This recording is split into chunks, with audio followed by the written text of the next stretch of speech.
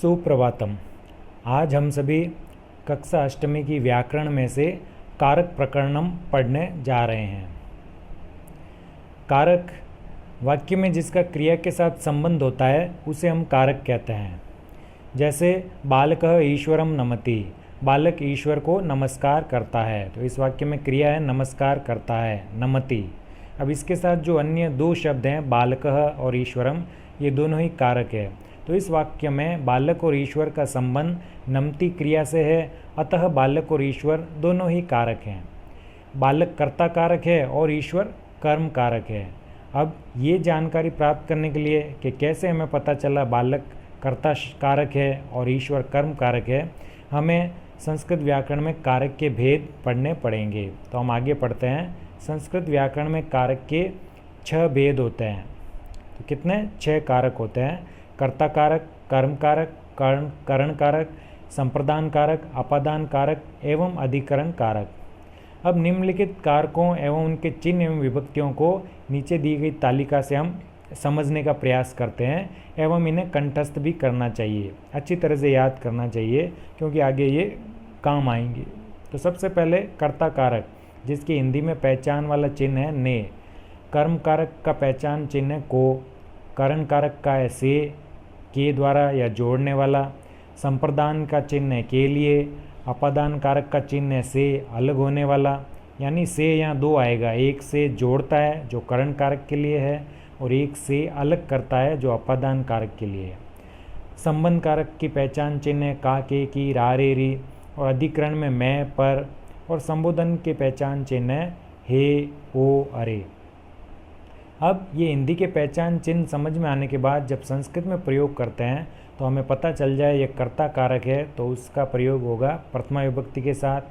कर्म कारक के लिए द्वितीय विभक्ति का प्रयोग, करण कारक के लिए तृतीय विभक्ति का प्रयोग, संप्रदान के लिए चतुर्थी विभक्ति, अपादान के लिए पंचमी विभक्ति, संबंध कारक के लिए षष्ठी विभक्ति, अधिकरण के लिए सप्तमी विभक्ति और अंत में संबोधन के लिए संबोधन या प्रथमा विभक्ति के ही शब्दों का प्रयोग होता है।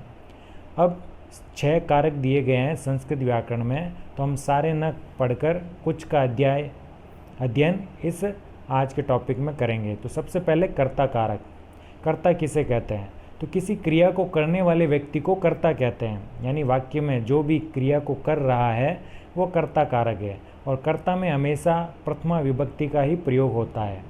जैसे मोहन ग्रामम गच्छति, मोहन गांव को जाता है, तो यहाँ क्रिया है गच्छति। तो गच्छति क्रिया कौन कर रहा है? मोहन, तो मोहन हो गया कर्ता। और कर्ता है इसलिए मोहन शब्द में प्रथमा विभक्ति का प्रयोग होगा मोहनः। जैसे राम का रामः, मोहन का मोहनः। इसी तरह इसके अन्य प्रयोग हम देखते हैं। छात्र पढ़ते हैं, तो छात्राः पठन्ति। तो जितने भी कर्ता शब्द है उन्हें अंडरलाइन किया गया है कि पढ़ने का कार्य कौन कर रहे हैं? छात्र। अब यहाँ बहुवचन किया गया है, जैसे राम का रामौ रामाः होता है, छात्र का छात्रौ छात्राः। वह लड़की पढ़ती है, तो सा बालिका पठति। तो कर्ता कौन है? सा। देवदत्त प्रयाग गया, तो देवदत्तः प्रयागम अगच्छत्। तो कौन गया? देवदत्तः। मथुरा प्रसिद्ध तीर्थ स्थान है, तो मथुरा प्रसिद्धम तीर्थ स्थानम अस्ति। सीता पुस्तक पढ़ती है, तो कौन पढ़ता है? सीता पुस्तकम पठति। कौन बालक दौड़ता है? तो कह बालकः धावति। तो कह बालक कर्ता हो गया। बालक दौड़ते हैं, यानी बहुत सारे बालक है, तो बहुवचन बनेगा। जैसे राम का रामः बनता है, तो बालक का बालकाः, बालकाः धावन्ति। यानी जो कर्ता को कर रहा है वो कर्ता, और उसमें प्रथमा विभक्ति का प्रयोग। दूसरा कारक है कर्म कारक। कर्ता जिसको बहुत अधिक चाहता है उसे कर्म कारक कहते हैं। यानी कर्ता जब क्रिया को करता है, उस क्रिया को करने में जिसको वो सबसे अधिक चाहता है वह कर्म होता है। और कर्म कारक में हमेशा द्वितीय विभक्ति का ही प्रयोग होता है। जैसे देवदत्तः हरिम भजति, देवदत्त हरि को भजता है। भजना मतलब स्मरण करता है, याद करता है। तो देवदत्तः कर्ता हो गया, भजति क्रिया हो गया। अब किसको भज रहा है? हरि को। तो इसमें द्वितीय विभक्ति का प्रयोग हो गया हरिम। म को हमने अनुस्वार के रूप में लगाया है, बिंदु के रूप में, हरिम। तो जैसे राम का रामम हुआ, हरि का हरिम। ऐसे ही इसके दूसरे उदाहरण हम देखते हैं। राम गांव जाता है, तो रामः ग्रामम गच्छति। तो रामः कर्ता है, गच्छति क्रिया है, तो ग्रामम हो गया कर्म कारक। तो कर्म कारक को इन सभी उदाहरणों में अंडरलाइन किया गया है। मोहन पुस्तक पढ़ता है तो मोहनः पुस्तकम पठति। बालक सिंह को देखता है तो बालकः सिंहम पश्यति। बालक भात खाता है तो बालकः ओदनम खादति। यशोदा गीत गाती है तो यशोदा गीतम गायति। तो देखो कर्ता जितने भी है उन सब में प्रथमा का प्रयोग हो रहा है, जैसे राम का रामः, मोहन का मोहनः, बालक का बालकः, और सभी एक वचन ही आए हुए हैं, यशोदा का यशोदा। कर्म कारक तो सब में द्वितीय का प्रयोग हो रहा है, सब में अनुस्वार युक्त म लगा है।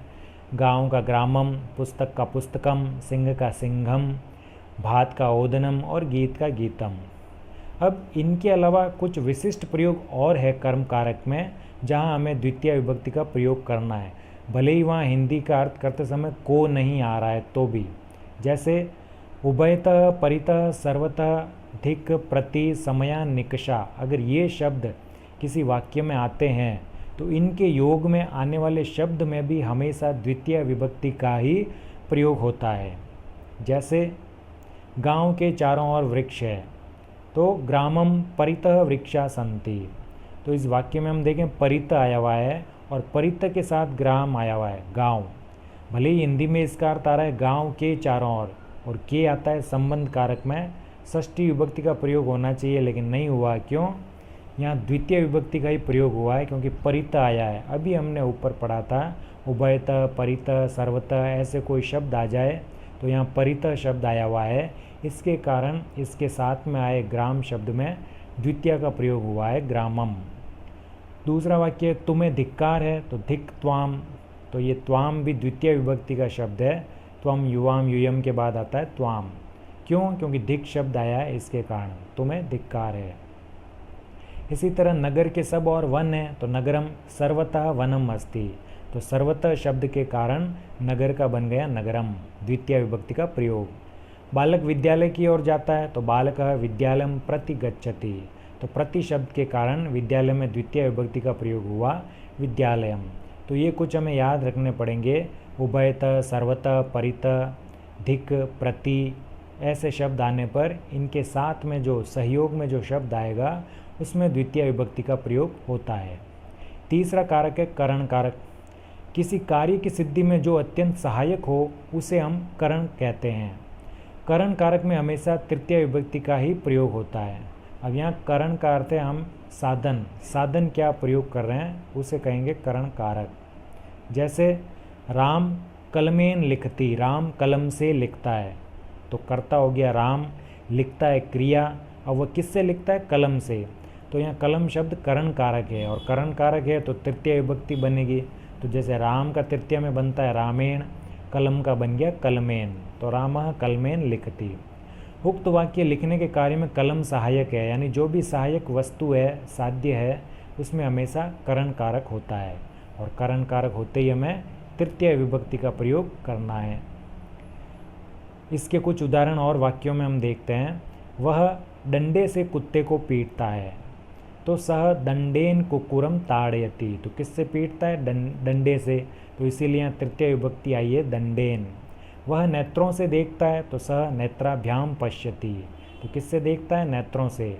अब यहाँ एक आँख होती तो हम रामेण की तरह नेत्रेण कर सकते हैं, लेकिन देखने में दोनों आँखों का प्रयोग हो रहा है तो द्विवचन बनाना पड़ेगा। जैसे रामेण का बनता है रामाभ्याम, तो नेत्रेण का भी हो गया नेत्राभ्याम, सह नेत्राभ्याम पश्यति।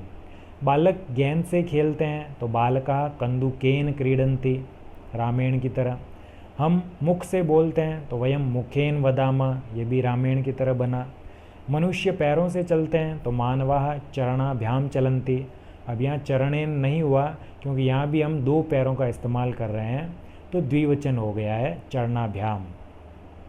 वह हाथों से काम करता है, तो हाथ भी दोनों प्रयुक्त करने पड़ेंगे, इसलिए द्विवचन बनेगा सह हस्ताभ्याम कार्यम करोति। तो यहाँ जितने भी अंडरलाइन शब्द है वो सब करण कारक के प्रयोग को बता रहे हैं, और बाकी जो बचते हैं वो क्रिया है और या फिर कर्ता। इसी का एक और अन्य उदाहरण है करण कारक का, कि यदि किसी अंग में विकार हो, यानी जो भी अंग हमारा बॉडी पार्ट्स जो भी कोई खराब हो, उसी अंग में हमेशा तृतीय विभक्ति होती है। किस अंग में? खराब अंग में। जैसे वह आँख से काना है, तो काने होने में क्या खराब होगी? आँख। तो इसीलिए आँख शब्द में यानी नेत्र में तृतीय विभक्ति का प्रयोग होगा, सह नेत्रेण काणः अस्ति। अब काणा होने में तो एक आँख खराब होगी, इसीलिए एक वचन आया है, सह नेत्रेण काणः अस्ति। अगर इसकी जगह कोई अंधा होता तो दोनों आँखें खराब होती, तो आता सह नेत्राभ्याम अंधः अस्ति। वह पैर से लंगड़ा है, तो सह पादेन खंजः अस्ति, यानी एक पैर सही है, एक टूटा हुआ है, तो इसीलिए रामेन की तरह बना पादेन, सह पादेन खंजः अस्ति। इसके बाद चौथा कारक आता है संप्रदान कारक। जिसे कोई वस्तु दी जाए उसे संप्रदान कहते हैं। यानी हम किसी को कुछ भी देते हैं तो जिसके लिए दे रहे हैं उसमें हमेशा संप्रदान कारक होता है, और जहाँ भी संप्रदान कारक होगा वहाँ हमेशा चतुर्थी विभक्ति का ही प्रयोग होता है। जैसे सह विप्राय धनम ददाति, वह विप्र के लिए, विप्र का अर्थ है ब्राह्मण, ब्राह्मण के लिए धन देता है। वह ब्राह्मण को धन देता है या ब्राह्मण के लिए धन देता है। किसके लिए दे रहा है? ब्राह्मण के लिए। तो जैसे राम का चतुर्थी विभक्ति में बनता है रामाय, बालक का बालकाय, विप्र का बनेगा विप्राय।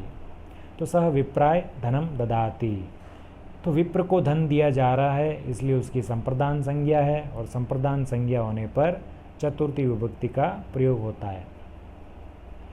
अब इसके हम कुछ और वाक्य देखते हैं।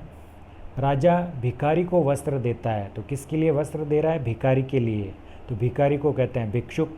तो इसका राम जैसे रामाय हुआ तो भिक्षुक का बनेगा भिक्षुकाय, और पूरा वाक्य हुआ नृपः भिक्षुकाय वस्त्रम ददाति। वह भूखे के लिए अन्न देता है, तो किसके लिए देता है? भूखे के लिए। भूखे को कहते हैं बुभुक्षितः।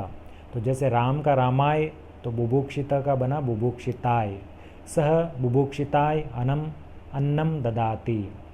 माता बालक के लिए फल देती है, तो जैसे राम का रामाय बना, बालक का बनेगा बालकाय, माता बालकाय फलम ददाति। अब ये सभी एक वचन में बन रहे हैं। अगर इनका द्विवचन होता है तो आपको भ्याम जोड़ना है, जैसे रामाभ्याम तो भिक्षु का भ्याम, बाल का भ्याम, और बहुवचन हो जाए तो एभ्य जोड़ना है, जैसे राम का रामेभ्य बनता है तो भिक्षु के भ्यः, बाल के भ्यः। चौथा वाक्य मुझे फल दो, तो ये अस्मत् शब्द रूप है। अस्मत् शब्द रूप में चतुर्थी विभक्ति एक वचन बनता है मह्यम, तो मह्यम फलम देहि। इसका एक और नियम है कि नम के योग में भी हमेशा चतुर्थी विभक्ति का ही प्रयोग होता है। नमः का अर्थ है नमस्कार, नमन करना। जैसे राम के लिए नमस्कार है तो रामाय नमः, तो नमस्कार किसके लिए है?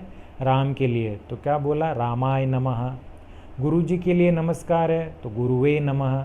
अब गुरु का गुराय नहीं करना है, क्योंकि गुरु के अंत में ऊ आता है, तो उकारांत शब्द रूप में राम की तरह नहीं बनते हैं, क्योंकि राम तो आकारांत पुल्लिंग है और गुरु उकारांत पुल्लिंग है।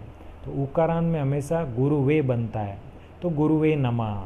तो ये भी चतुर्थी विभक्ति का प्रयोग हो गया। जैसे हम एक मंत्र पढ़ते हैं ओम नमः शिवाय, तो शिवाय भी जैसे राम का रामाय बना तो शिव का शिवाय। क्यों? क्योंकि नमः शब्द आने के कारण। इसी का दूसरा नियम एक और है कि जब भी वाक्य में रुच, क्रुद्ध, ईर्ष्य जैसी अगर क्रियाएं आ जाए, धातु आ जाए, तो इनके योग में भी हमेशा चतुर्थी विभक्ति का प्रयोग होता है। रुच धातु यानी अच्छा लगना, क्रुद्ध धातु यानी क्रोधित होना या क्रोध करना, और ईर्ष्य धातु का अर्थ है ईर्ष्या करना। तो जैसे उदाहरण हम देखते हैं, वह राम पर क्रोध करता है। अब अर्थ में जरूर पर आ रहा है, के लिए नहीं आ रहा है, लेकिन क्रोध के लिए आती है धातु क्रुद्ध, और क्रुद्ध धातु के कारण राम का क्या हो गया? रामाय, तो सह रामाय क्रोध्यति। वह मित्र से द्रोह करता है यानी विरोध करता है, तो द्रोह के लिए होता है द्रुह धातु। अब किसके लिए आया? मित्र के साथ, तो मित्र का बना मित्राय, सह मित्राय द्रुह्यति। राक्षस हरि से ईर्ष्या करता है, तो ईर्ष्या करने के लिए धातु है ईर्ष्य, और ईर्ष्य के योग में आया हरि शब्द, तो इसका चतुर्थी बनेगा हरये। अब ये हराय नहीं करना है, क्योंकि हरि के अंत में ई आता है, तो ये इकारांत पुल्लिंग शब्द है। तो राक्षसः हरये ईर्ष्यति। बालक को लड्डू अच्छा लगता है, तो अच्छा लगना को कहते हैं रुच, और रुच धातु के योग में जो बालक है तो उसका हो जाएगा रामाय की तरह बालकाय, बालकाय मोदकम रोचते। तो इस तरह से आज हमने इन कारक प्रकरण में 4 प्रमुख कारक पड़े हैं। कर्ता कारक जिसमें प्रथमा विभक्ति का प्रयोग होता है, कर्म कारक जिसमें द्वितीय विभक्ति का प्रयोग होता है, करण कारक जिसमें तृतीय विभक्ति का प्रयोग होता है और संप्रदान कारक जिसमें चतुर्थी विभक्ति का प्रयोग होता है। इसके अलावा कुछ विशिष्ट नियम भी है जहाँ जहाँ हमें इनका प्रयोग करना है। तो मैं आशा करता हूँ आपको आज का ये कारक प्रकरण सरलता से समझ में आया होगा और आप इसे अच्छी तरह से दोबारा पुनर्अध्ययन करेंगे तो और समझ में आएगा और मैं इसकी आप लगातार अभ्यास करते रहें। धन्यवाद।